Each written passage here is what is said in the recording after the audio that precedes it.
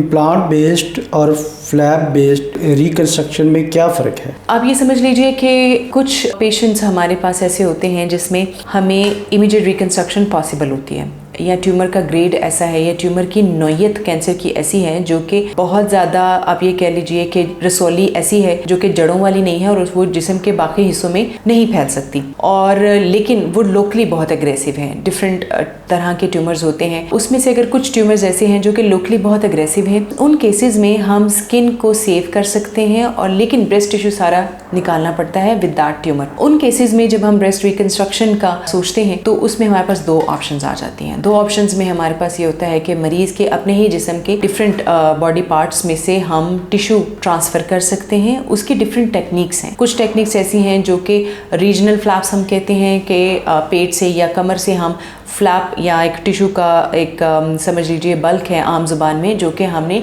जहाँ से breast remove की होती है वहाँ पे हम वो बल्क मसल का टिश्यू का वहाँ पर दे देते हैं, और उसके बाद फिर हम उसकी हीलिंग का वेट करते हैं, और देन विल सी कि अगर साइज़ मिसमैच हो तो फर्दर कोई प्रोसीजर करना है या नहीं करना। एक ऑप्शन जैसे इम्प्लांट है, क्योंकि ये सिंथेटिक मटेरियल है और ये इमीडिएट रिजल्ट दे देगा। उसमें फिर हमारा डिसीजन डिफरेंट होता है कि अगर एनवेलप की क्वालिटी को देखते हुए, एनवेलप की स्ट्रेंथ को देखते हुए हमें सम टाइम इम्प्लांट्स के साथ फ्लैप भी करना पड़ता है, क्योंकि इम्प्लांट सिंथेटिक है, उसको भी सपोर्ट चाहिए होती है टिश्यू में सर्वाइव करने के लिए। So yes, we have two options, लेकिन वो हमने देखना है कि ट्रीटमेंट सर्जरी के अकॉर्डिंगली उनकी रिकंस्ट्रक्शन किस नौयत की होगी, और definitely synthetic materials are very expensive, so वो पेशेंट की अफोर्डेबिलिटी के अकॉर्डिंगली होता है।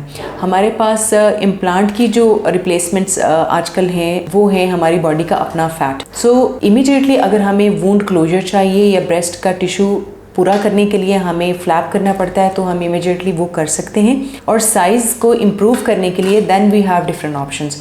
Then we have implant as well, then we have fat graft as well, तो हम फैट के सेशंस भी कर सकते हैं। सो ये सारी चीज़ें डिपेंड करती हैं कि हमारी स्टेजिंग क्या है पेशेंट की, और उनकी ट्रीटमेंट के टाइम पे सर्जरी किस नौयत की हुई है।